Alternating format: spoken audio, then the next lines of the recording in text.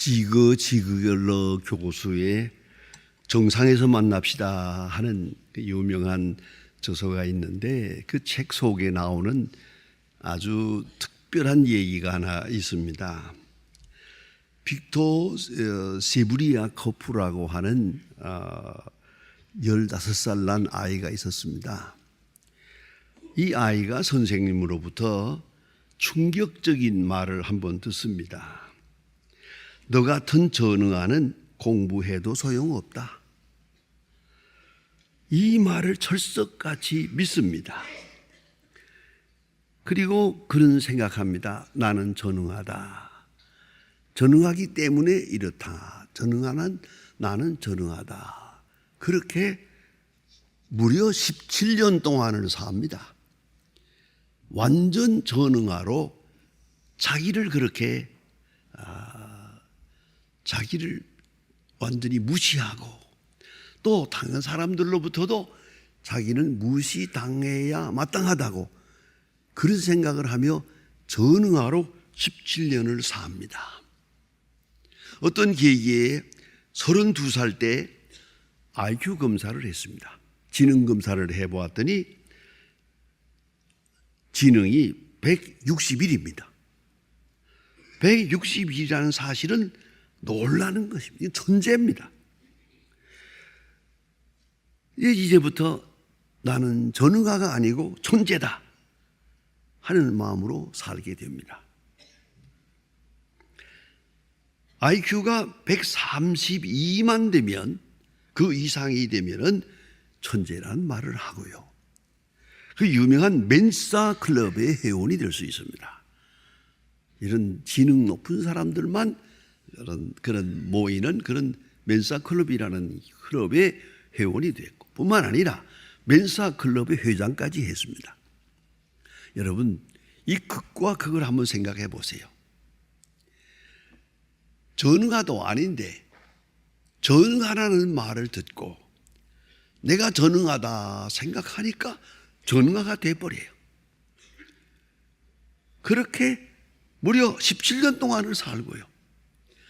다시 지능검사를 해서 내가 전응아가 아니다. 지능 161이다. 생각하는 순간 그런 천재로 살게 됩니다. 자기가 자기를 어떻게 보느냐 하는 것은 매우 중요합니다. 남이 나를 어떻게 평가하든 말든 나는 여전히 나 자신인데 나 자신에 대한 평가를 내가 어떻게 할 수 있느냐. 그것이 내 운명을 결정합니다. 알버트 앨리스의 그 심리학자입니다.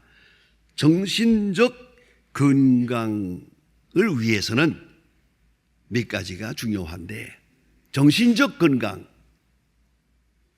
그 중에 가장 중요한 것은 쓸데없는 비합리적 생각을 버리고 합리적이고 논리적이고 실제적인 생각을 해야 하고 그 앞에서 정직해야 한다.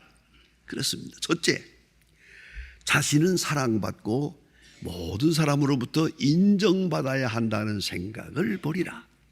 여러분 한번 사랑받기 시작한다고 해서 일생 사랑받는 거 아니고요. 모든 사람으로부터 사랑받으리라는 생각은 잘못된 거 아니에요. 그럼에도 불구하고 사랑받으리라고 생각하는 데서부터 문제가 생기는 거거든요. 사랑받을 수도 있고 오해받을 수도 있고 잘못된 대접을 얼마든지 받을 수 있다는 걸 인정하는 것이 그렇게 중요한 거예요. 또 하나는 자신은 유능하고 완전하다. 완전으로 갈 수 있다. 그건 말도 안 되는 소리예요. 유능하지도 않고 능력이 있지도 않고 완벽하지도 않아요. 물론 완벽하지 않다는 말은 실수를 인정한다는 것이죠. 나 자신에 대한 실수를 내가 인정하고 내가 나를 용서할 줄 알아야 남을 용서할 수 있는 겁니다. 실수에 대해서 말입니다. 우스운 얘기입니다만 오늘 아침에도 제가 강남에서 차를 타고 오는데 차를 타고 한참 오다 보니까 내가 이 소중한 성경책을 안 가져오고 있잖아요. 다시 돌아가서 가지고 오는데 얼마나 마음이 초조했는지 모릅니다. 그러나 나는 내 건망증에 대해서는 본래 인정을 합니다. 내가 본래 그러니까요. 그렇거니 하고 말지, 내가 그럴 수 있다니, 나는 이럴 수 없는 사람인데, 말도 안 되는 소리입니다. 실수를 인정하세요. 그리고 앞으로도 실수할 거라고 생각하고 사세요. 그게 자기를 살리는 길이요. 뿐만 아니라 불행은 외적인 것이라고만 생각을 합니다. 불행이 밖에서 온다고 생각하는데 아니에요. 내 자신에게 있는 것이다. 내 마음가짐에 있는 것이다. 나의 심리적 상태에 있는 것. 불행은 내 몫이다. 그걸 생각해야 되는데 세상을 탓하고 또 이웃을 탓하며 사는 것은 참으로 잘못된 생각이다 하는 것이고요. 네 번째 그가 하는 말은, 우리는 과거에서 현재로, 현재에서 미래로 삽니다마는 과거와 같은 현재, 현재와 같은 미래가 있는 것은 아니에요. 우리가 늘 지내보듯이 상상도 못할 일이 있어요. 언제나 우리가 깜짝깜짝 놀라는 일들이 다 어디서 오는 겁니까? 놀랄 필요가 없는 걸 놀라고 있는 거예요. 과거가 그대로 전개되는 건 아니거든요. 전혀 상상 못했던 일들이 우리 앞에는 있어요. 이것을 흔히 기적이라고 합니다. 잘못된 방향으로 있지만은 잘 되는 방향의 기적도 우리가 보고 삽니다. 그러니까 과거의 경험, 내 지식, 거기에 집착하는 것처럼 어리석은 일은 없다, 여러분 생각해야 됩니다. 오늘 성경 말씀에는 아주 드라마틱한, 정말 우리 인간으로 상상할 수 없는 그런 사건이 있습니다. 예수님께서 물 위로 걸어오십니다. 그 전에도 없었고 그 후에도 없습니다. 이 기적을 우리는 인정해야 됩니다. 내가 못 봤다고 없는 게 아니고, 내 생각으로 그런 일은 없다 한다고 해서 없어지는 건 아닙니다. 얼마든지 있을 수 있다 하는 것을 인정하고 성경을 보아야 됩니다. 풍랑에 시달리는 사람들, 배에서 시달리고 있는 제자들이 있습니다. 난 이 성경을 읽을 때마다 좀 수수께끼 같은 질문이 하나 있습니다. 어떻게 예수님을 혼자 저 산에다 남겨두고, 기도하신다고 해 남겨두고, 자기들은 배 타고 돌아왔다, 이건 말이 안 되지 않습니까? 예수님을 어떻게 오시라고? 아니, 이쪽에 왔다가도 예수님을 모시러 가야 되겠는데, 이 사람들이 예수님께서 야, 배 타고 건너편으로 가라 하니까 가요. 도대체 어쩌자는 겁니까 이게? 그 자체가 애매모호합니다. 그러나 예수님께서는 이제 풍랑이 일어나는 것을 보고 제자들이 시달리는 것을 근심하면서 물 위로 걸어오십니다. 전에도 없었고 후에도 없는 얘기입니다. 그러나 있는 겁니다. 우리는 이것을 인정해야 됩니다. 풍랑과 상관없이 인간의 지식, 인간의 경험, 모든 것과 상관없는 사건이 여기 있습니다. 예수님께서 물 위로 걸어오십니다. 어느 누구의 경험과도 관계가 없습니다. 놀라운 장면입니다. 물 위로 걸어오시는 예수님, 그것도 고요한 바다가 아니고 풍랑이 일어나고 있는데, 풍랑을 거슬려가며 물 위로 걸어오시는 그 예수님을 상상해 보세요. 많은 화가들이 이걸 그림으로 그렸는데 아주 신비롭습니다. 물 위로 조용하게 걸어오시는 예수님을 보게 됩니다. 이때에 베드로는 인간적 세계에서, 인간적인 지식의 세계에서 벗어나서 하나님의 아들의 세계로 그만 흡수되는 것 같은 장면이 나옵니다. 그게 뭐냐면, 주여, 정말로 주님이시거든 나로 물 위로 걸어오라 하소서. 나도 한번 걸어보고 싶습니다. 주님이 물 위로 걸었다면 예수님의 제자, 수제자인 나도 물 위로 한번 걸어보고 싶습니다. 나로 오라 하소서. 아주 중요한 말입니다. 여러분, 물 위로 들어간다고 걸어갈 수 있는 건 아닙니다. 오라 하서야 가는 거지. 오라 하는 말씀이 중요한 겁니다.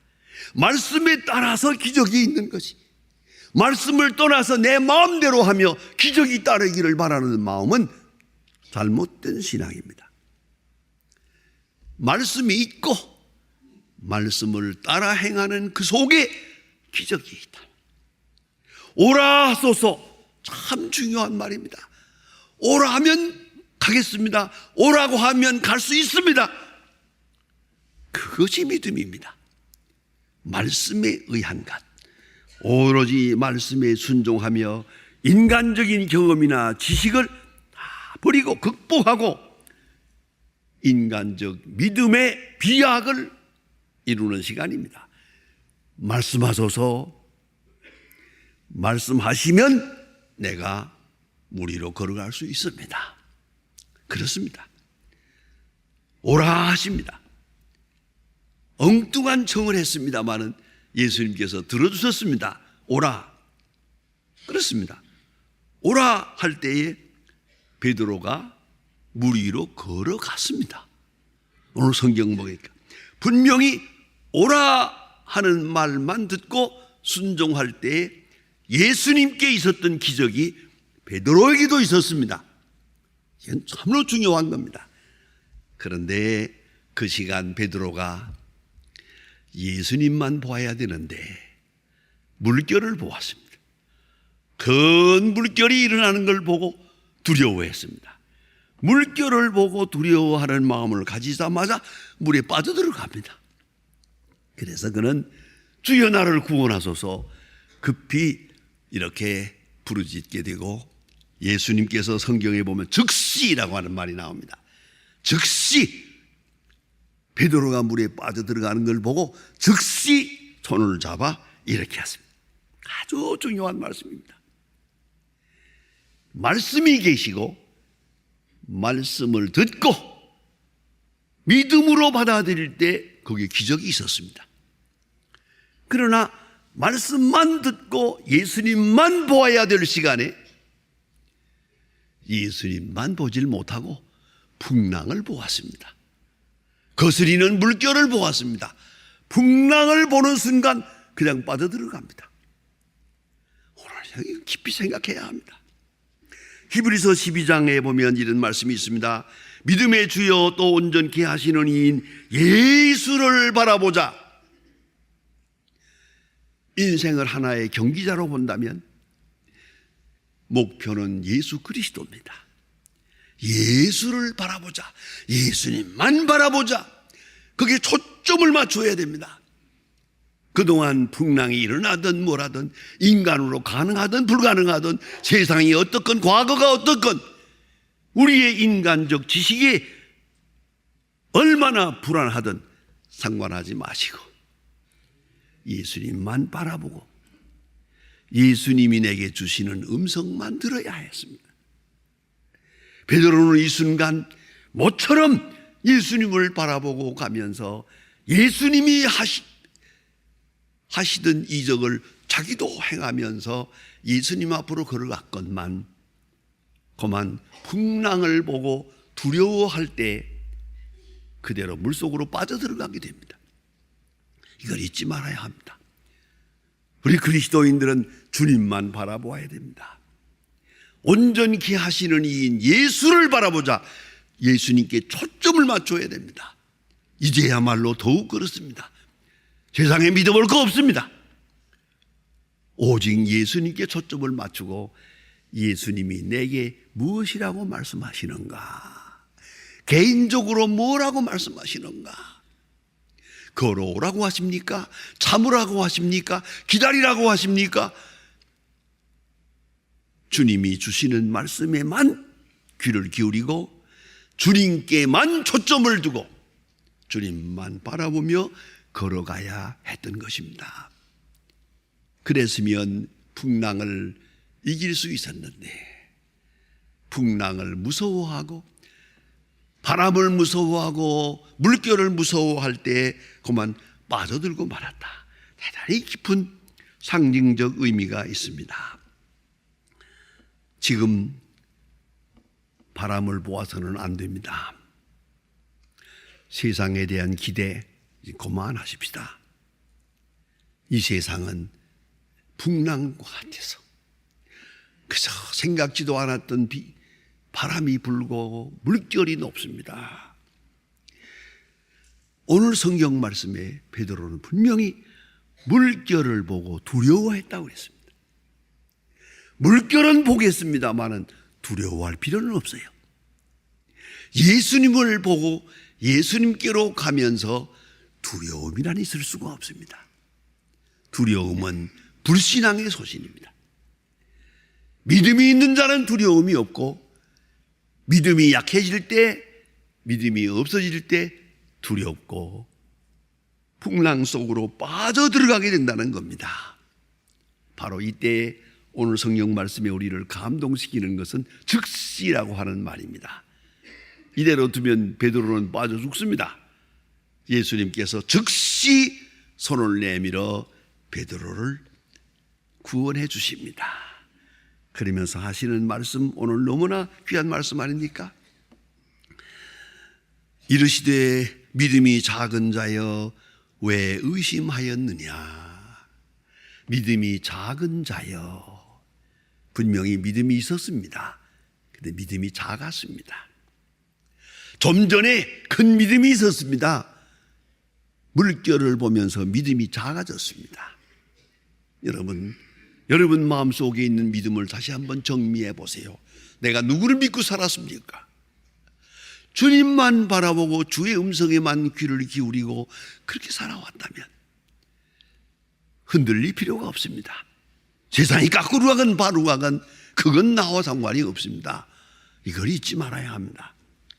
주님께서 나와 함께 계시고 오늘도 즉시 내가 실수하고 빠져들 때, 내가 믿음이 약할 때 즉시 잡아 일으켜 주시는 주님이 우리와 함께하고 계시기 때문입니다. 1947년 2월 8일 토마스 에디손, 발명왕 토마스 에디손이 세상에 출생한 지 100주년이 되는 그때의 축하잔치가 있었고, 축하잔치 끝에 그가 죽을 때까지 잠겨두었던 그의 서랍을 열어보기로 했습니다. 에디손이 잠겨두고 죽었는데 그 서랍을 열었더니 아무것도 없고 딱 한 장의 종이 한 장이 있었습니다. 그 종이에는 이렇게 써 있었습니다. 캄캄한 곳에 떨어질 때 누가 뭐래도 요나를 생각하라. 아주 귀한 말씀입니다. 요나를 생각하라. 요나는 일단 하나님의 뜻을 떠났던 사람입니다. 그리고 큰 물고기 속에 들어갔던 사람입니다. 그는 분명히 주님을 거역했던 사람입니다만은 하나님의 뜻은 놀랍고 위대하여 마침내 요나로 하여금 니느웨 성을 구원하는 역사를 이룹니다. 요나는 아무리 생각해도 좋은 사람이 아닙니다. 아주 고약한 사람이고 성격이 묘한 사람입니다. 니느웨가 구원받기를 바라지 않았습니다. 망하기를 바랬습니다. 그러면서도 하나님께서 강하게 말씀하시기 때문에 다니면서 40일 후엔 망한다, 40일 후엔 망한다 하고 외치고 다녔습니다. 이 불성실한 요나, 이 형편없는 선지자, 이 사람의 입을 통하여 니느웨 성이 구원을 받았습니다. 요나를 생각하라. 얼마나 귀중한 말씀입니까? 언젠가 제 선배 되시는 황은균 목사님께 제가 물었습니다. 목사가 설교할 때 참으로 힘들 때가 많습니다. 그때는 어떻게 극복할 수 있습니까? 하고 물었더니 황은균 목사님 딱 한마디를 가르쳐 주었습니다. 요나를 생각하라. 요나 같은 못된 사람을 통해서도 하나님은 니느웨 성을 구원했다. 에디손이 그걸 깨달았습니다. 요나를 쓰시는 하나님, 요나를 통해 역사하시는 하나님, 그 하나님을 믿고 있었습니다. 성도 여러분, 세상이 흔들립니다. 풍랑이 너무 심합니다. 우리가 탄 배가 점점 작아 보입니다. 몹시 흔들립니다. 아니, 파선 직전같이 보입니다. 마치 베드로가 물에 빠져들어가는 것 같은 그런 순간을 느낍니다. 이제 주의 음성을 다시 들어야 하겠습니다. 너는 내게로 걸어오라. 풍랑을 보지 마라. 내 음성만 듣고 나만 보라. 그리하면 이 바다를 고요하게 건널 수 있을 것이니라. 오늘 성경 맨 마지막에 보면 사람들이 예수를 절하며 이르되 진실로 하나님의 아들이로소이다. 진실로 하나님의 아들. 그 신앙 고백을 위하여 이 사건은 있었던 것입니다. 오늘도 하나님의 이름이 높임을 받을 것이고 진실로 하나님의 아들이로소이다 하는 간증이 우리 입에 있을 것입니다. 조용히 귀담아 들으십시다. 물 위로 걸어오라.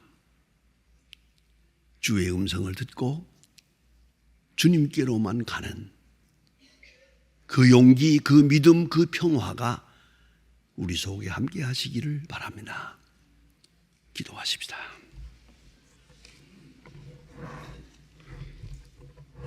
하나님 아버지, 우리가 주께 예배합니다.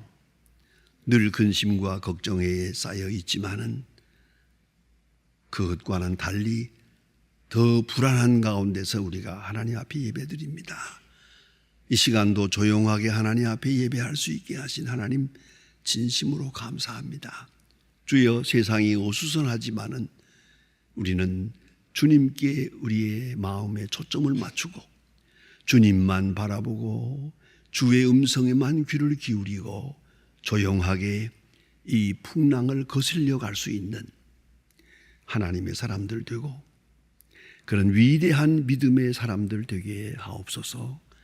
예수님의 이름으로 기도합니다. 아멘.